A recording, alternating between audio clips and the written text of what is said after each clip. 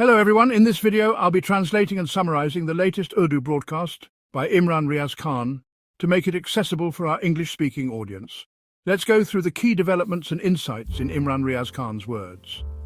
The government of Pakistan, the President and the Prime Minister have issued a statement regarding Ashura. When they issued the statement, the first line shocked me. How could these people speak like this? They said Ashura reminds us of the eternal struggle between truth and falsehood, justice and oppression. This is what the President and Prime Minister said. President Zardari also issued a statement, and so did Prime Minister Shahbaz Sharif. And in their messages they talk about standing firm for truth and opposing oppression. I'm astonished that these people can say such things. The Army Chief's statement might also come out soon. It might come or it might not. But these people themselves are the oppressors. They are the ones who have committed the injustice. If you look at the records, you cannot even say that the current rulers are attempting to join the army of Hussein in the context of Ashura. They can't be part of it. They have already been branded as oppressors and tyrants. At this point, they should remain silent. They themselves are tyrants, oppressors, cruel and hypocrites. Under their rule, enforced disappearances are happening. They have used fake Form 47 to secure power. They surrendered to the current establishment or the powers that be, who have robbed the people of their rights. They polished their shoes and joined their camp. They did not stand with the poor. They did not stand with the majority of Pakistanis. They did not stand with the oppressed. Instead, they supported oppression and force. They fired bullets at people in Dichok. They shot unarmed civilians there. How can someone who shot unarmed citizens in Dichok call themselves part of Hussein's army? These were defenseless people who had come to claim their rights, demanding law, justice and the Constitution. They were saying that decisions will not be made behind closed doors. They were demanding that people be given their rights openly. And what did they get in return? Bullets. The announcement was made that we would shoot in 5 minutes, and they fired bullets. This was the action of Mohsin Naqvi, and the President and Prime Minister were behind it. You cannot claim such things. These leaders, whose brother and son both imprisoned 2 innocent women and snatched their seats in the National Assembly from Yasmin Rashid and Aliyah Hamza, both these men have done this. Their actions show disrespect towards women and children. They have violated the sanctity of the home and the veil. They have detained over 3,000 people in jails. And now, these same people are claiming that they are part of the oppressed. They are standing against the oppressors. This cannot be true. You have done what tyrants do. You preferred to join the army of Yazid. You snatched away the people's right to vote. You threw a praying man off a container in Dichok. You fired at defenseless people, and now you claim to be on the side of justice. Now the situation is, dear viewers, that these people have started saying openly that this is a hybrid system. This is a double-faced system. To translate this, it means a system that is two-faced. When they started saying that this is a hybrid system, the establishment intervened. The establishment reached out to the government and told them to stop this nonsense. They instructed them to stop using the term hybrid system. Instead, they were told to say that civil-military relations are improving. The government was told to say the army and the government are on the same page, which is causing trouble for the people. This was the message that Mohsin Naqvi was made to say first. The military establishment got Mohsin Naqvi to say this and then gave a directive to the current rulers to control their ministers' mouths, so they stopped using the term hybrid. Then Rana Sanaullah also gave an interview. During the interview, he said that civil-military relations are actually improving now. So who are the civilians? They are the common people of Pakistan, and the military consists of the uniformed soldiers. So, do we really have good civil-military relations at this time? No, the civil-military relations in Pakistan are at their worst now. Never before have these relations been as bad as they are now. These rulers are not civilians. They are proxies of the military establishment, installed by them. They have come to power with a fake mandate, a group of power-hungry individuals polishing boots. These are not civilians. Had they been civilians, they would have stood with the civilians. The majority of Pakistanis are angry with the military establishment. The current civil-military relations are at their worst. These people who put on a facade pretending that civil-military relations are good are misleading the people. The military establishment controls everything. When Captain Imran, a military officer, gave a statement saying that the army acts in the people's interest, the statement was completely rejected by the people. This is the current state of civil-military relations. Civil-military relations improve when the civilian mandate is respected. Never before have civil-military relations been as strained as they are now.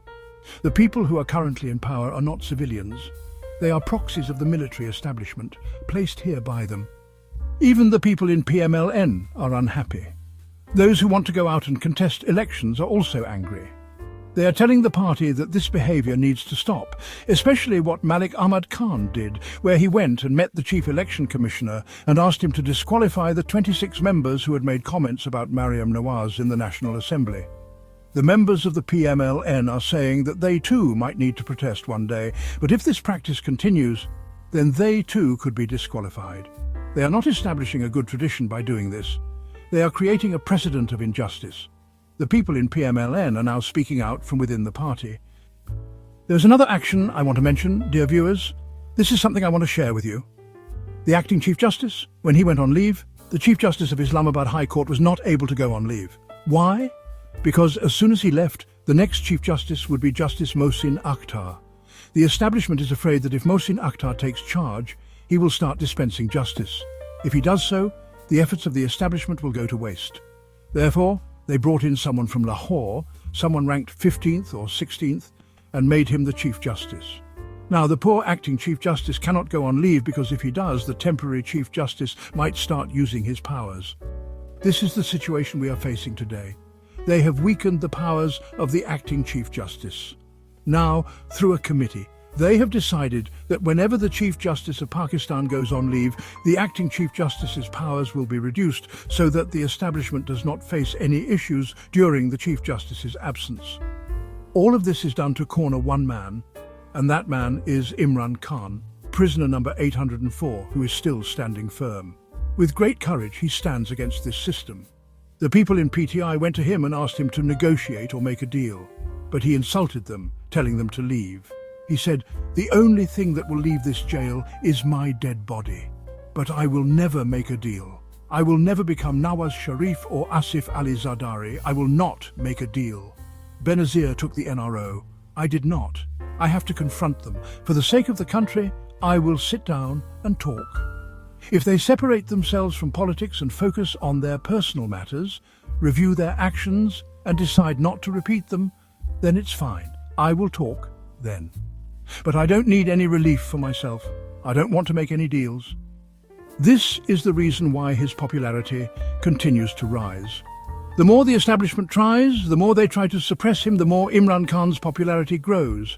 The situation now is that a video is circulating. In the Parliament House, they made children visit. Amir Mughal had shared that video. The children were taken on a visit to the Parliament House and interviews were conducted with some of them. They were asked, what would you like to become? Which leader do you like? Which party would you like to join? Which leader's performance do you appreciate? All of them said Imran Khan and PTI. Guess what?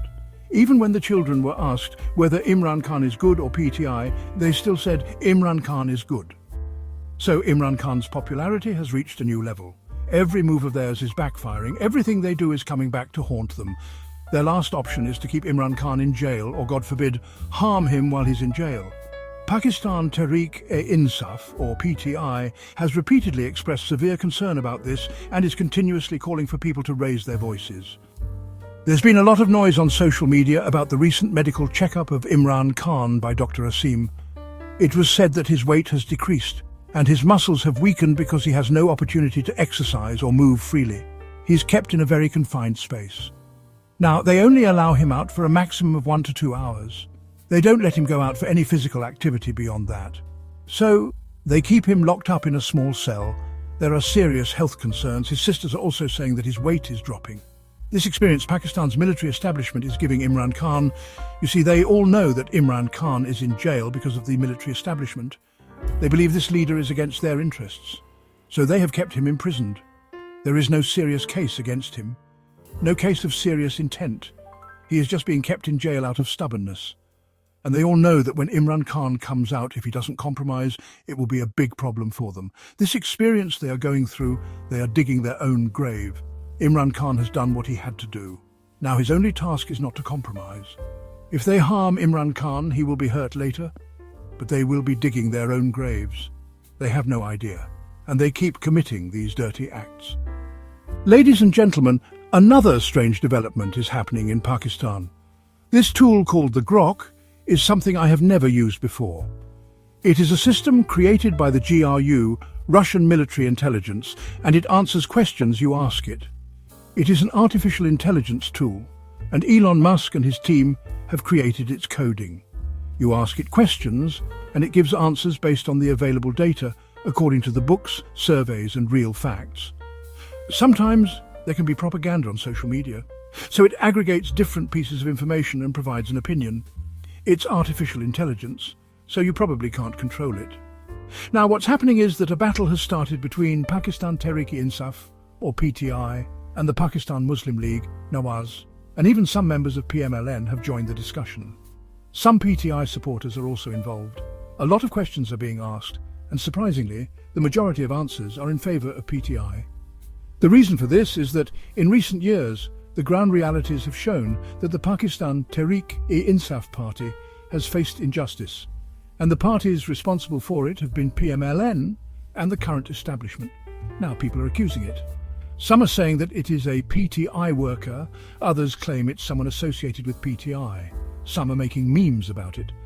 But when people from PMLN or the establishment asked questions, they were left embarrassed because the answers from Grok were very intimidating and presented the truth right in front of them. Now, they don't have another solution. Now, they are even labelling the AI tool as an Imran Khan supporter or someone associated with him. I've seen this happen with many others too. They've done this with Sharif and with many other people. Anyone who brings the truth forward is labelled as someone from a political rival party. This is their method of operation. This is how they always operate. There are two more news items. Pakistani media reported on something, but Indian media has not confirmed it. I was looking at this and saw that Indian media hasn't covered it. However, it may come out in the future. According to Pakistani media, the Indian Prime Minister has faced significant internal pressure, and due to this pressure, he has decided to award 4 of his pilots, 3 of whom died during the operation. This story, involving the Rafale jet and the Sindoor operation, has exposed India's concealed casualties. According to Pakistani media, the Moeed government, under internal pressure, has decided to award these pilots and 5 operators of the Russian missile system S-400. Pakistani media reported this. However, Indian media hasn't picked it up yet. If India acknowledges this information, the truth will eventually come out. Indian forces did suffer losses during this operation, but some of our friends made exaggerated claims, saying they had captured 400 posts in occupied Kashmir, which was false. Pakistan didn't do that, and it wasn't necessary to make such a statement. But you know how some of our friends become more loyal than the king and don't hesitate to lie. Now, the richest person in the world is Elon Musk. It's said that he is the most famous businessman in the world. He is the CEO of Tesla, owns Twitter, and has the largest satellite network, Starlink, with thousands of satellites operating worldwide. His internet services are available in many countries. In the future, he has many big projects coming up.